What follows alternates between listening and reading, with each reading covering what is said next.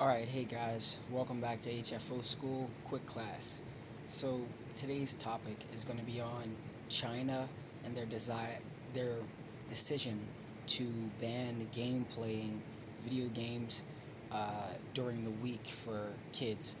Not exactly clear on the age range for that, um, but they ban game playing throughout Monday through Friday, and I believe limited to Saturday or Sunday, um, just for a few hours.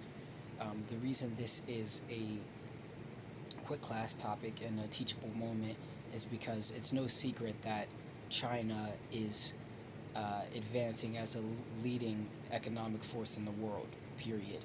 Uh, right now, they're like basically dominant, and this is a way to keep the generations ahead in the future, um, keeping them focused on uh, technology as they've been, and the advancements in technology such as spatial reality, virtual reality, etc.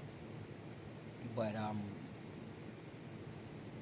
they're constantly pushing the limit on, and it may seem unethical or immoral for some people, but it's part of their economic plan for years to come.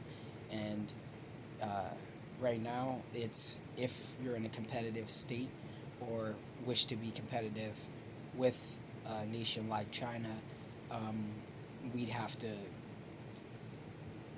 do something similar along those lines to keep our kids uh, competitive with their kids economically in the future. Period. There's no other way around it, because as the world advances, we must advance too. And yeah, so that's our quick class, Hfoschool quick class episode for today. China is banning video game playing throughout the week. Um, Assumed purpose to have the kids focus more on psychological development and economic development for the future. So, till next time, guys.